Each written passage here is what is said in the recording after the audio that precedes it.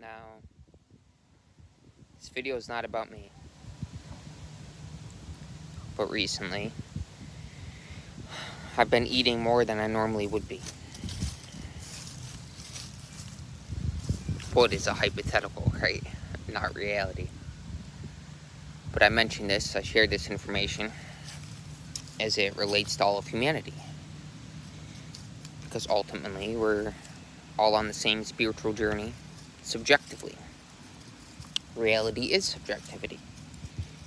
Because the essence, which is us, the essence, the energy which animates our intelligence, which gives us life, that which we are, is the same in terms of all of us, all of humanity. And if one, as they've been given free will in this domain, in three-dimensional physical reality, that we all share simultaneously spiritual entities and living, enjoying the gift of life physically in the three-dimensional reality. We've been given infinite potential, or we have infinite potential, and have been given free will. And sharing this energy, this essence within us, sensing that in the world around us allows us to feel a profound sense of connectedness.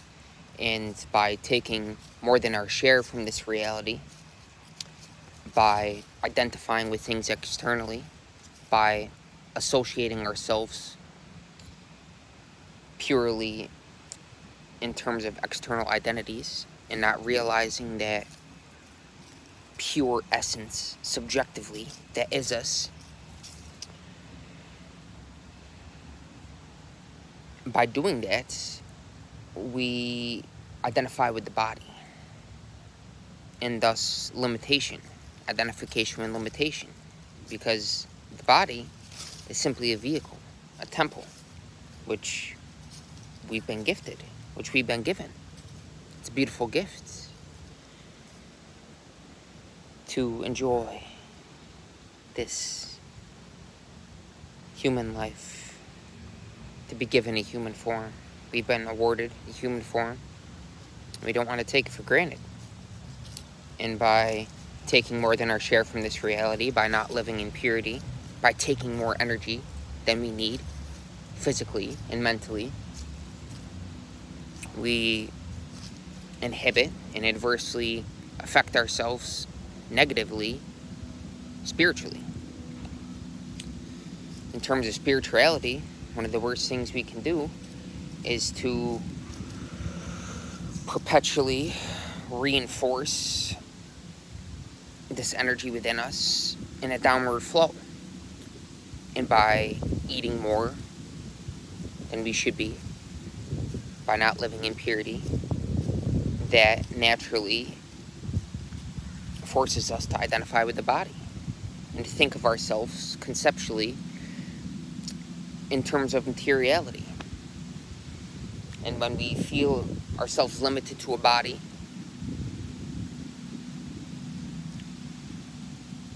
then our natural sense of sensitivity is diminished. We don't feel that connectedness with the world around us. And we don't perceive and sense the world in terms of energy. There's not that expanded awareness. And thus, joy for the gift of life within us and all around us,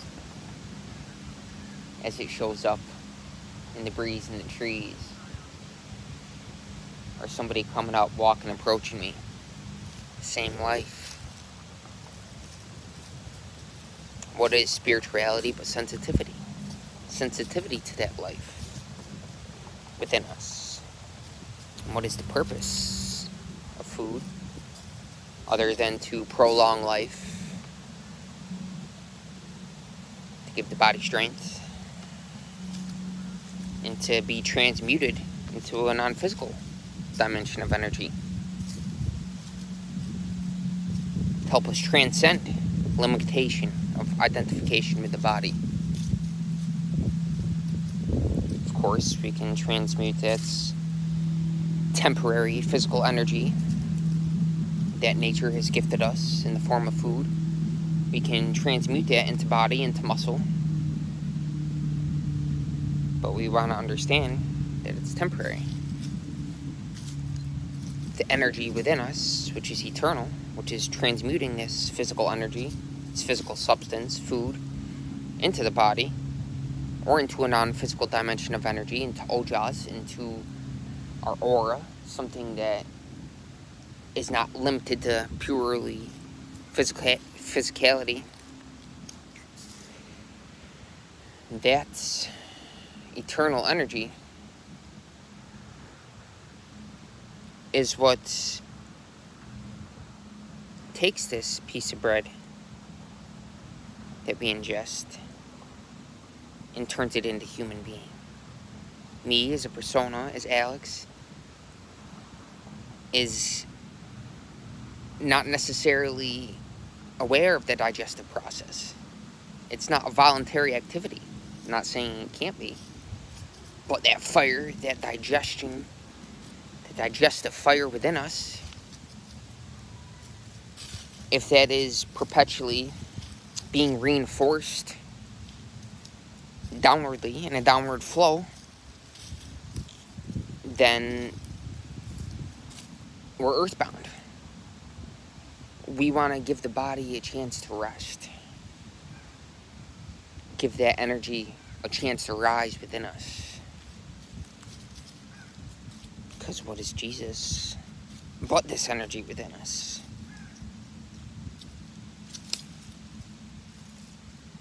Within you, me, and everybody. Jesus is not a personality. Not saying it can't be.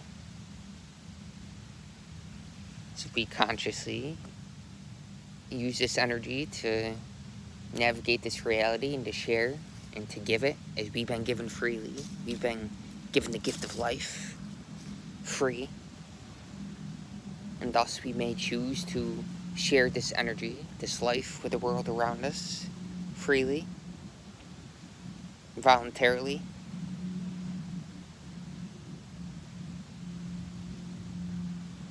Then it's different than thinking that we are a personality. By identifying with the mind and body, we can utilize it, the mind and body, without thinking that we are. We have a mind and body. But fundamentally, we are the energy, the eternal energy, which gives life to the mind and body.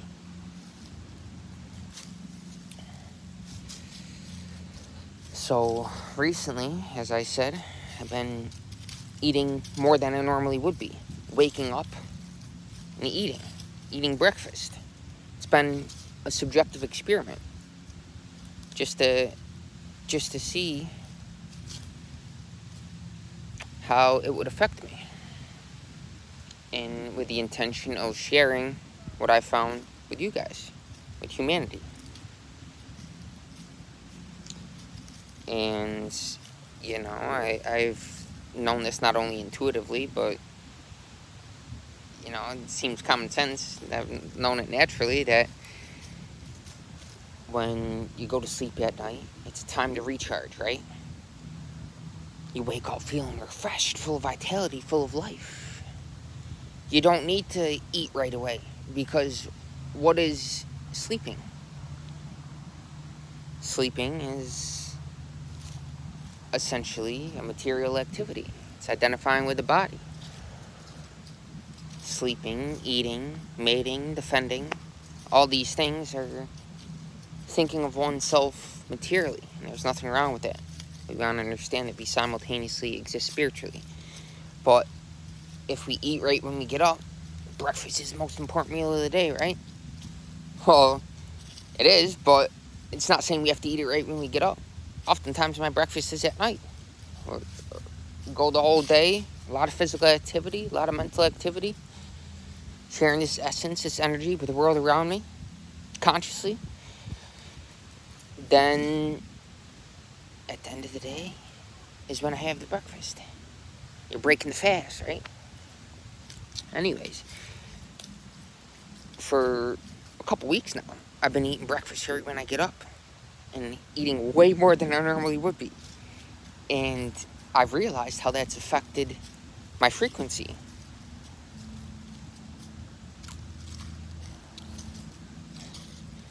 I've become more heavy, more earthbound, more body, have gained more weight. I haven't weighed myself on the scale. A number is just an abstraction, right? It's like someone's age. We're not defined in terms of calendar years, in terms of a number. That's, again, thinking of oneself in terms of a body, physically, not realizing that we're eternal, spiritual entity, not just thinking that we understand this conceptually, oh, I'm eternal, but really being in tune and sensitive to energy within us. Our essence. So that we can live beyond old age, the illusion of old age, death, and disease, and not live for eating, sleeping, mating, and defending the body, as if that is me, as if I don't trust this process of life, which is happening within me and all around me, which naturally has our best interest in mind, the divine mind. By being sensitive to this energy within us, we attune ourselves to that mind.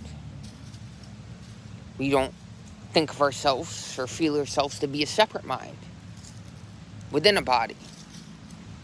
It's the same mind simultaneously expressing as you and me and the tree.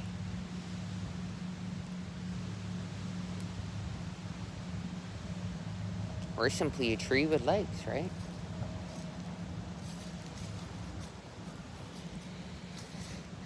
In terms of being connected to the earth,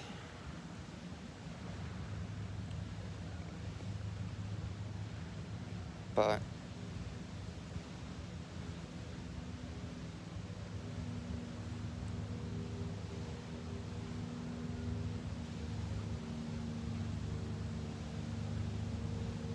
our ultimate purpose is to not be earthbound. Is to not reinforce that eternal energy within us down. Which is what can happen if that digestive fire is constantly working, is constantly suppressed within us by overeating. The body is a treacherous friend. We give it its due. No more, no less. Well, it can be less. Sometimes less is more. Going to fast really allows us to be sensitive to this energy within us.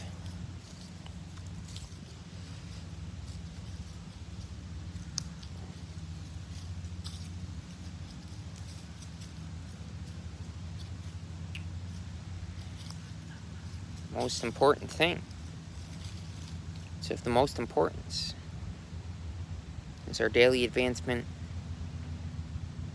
in terms of spirituality, in terms of realizing our vitality. And when this is our priority, to seek the vitality, which is given the ancient scriptures, power century after century. It's not a different story. It's the same story with different words, different labels, different personalities. But in terms of ultimate fundamental identity, in terms of energy, the essence of the story is the same. Although if one looks at it superficially, they may not see the similarities. because they're perceiving it in terms of the surface appearance. But when you really feel the essence, you realize that all these different stories and allegories and parables are pointing to something, or words that are pointing to something that's eternal. And that something is within us. And of course, it's within the world around us, which on the surface appears to be in a flux, appears to be changing.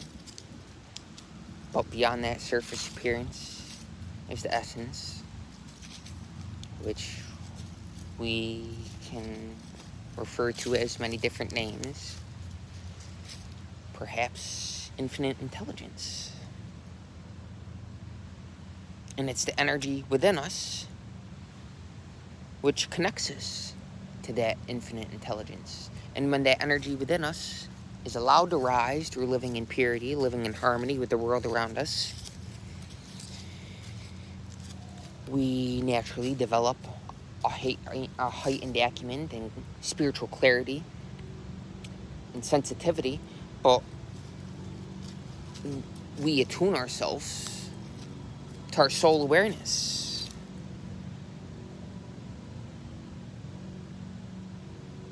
Which is when the energy is in a constant and a perpetual upward flow towards the brain and beyond, even outside of the physical form. That's the purpose of hair for a yogi, right? Or for anybody. Everything has a purpose. Everything in nature has a purpose. The purpose for hair is to keep that energy within us, keep it within the body, so that we can fulfill our earthly purpose, whatever that may be for one individually. Of course, we all have a unique purpose. And to appreciate the uniqueness of all things as they exist individually, while still feeling that profound sense of connectedness with them,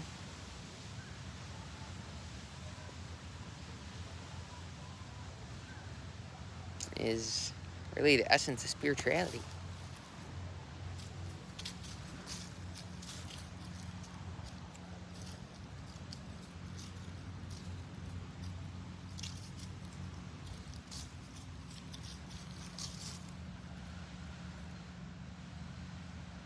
We want to think in terms of energy, vibration, frequency, and how every activity affects that.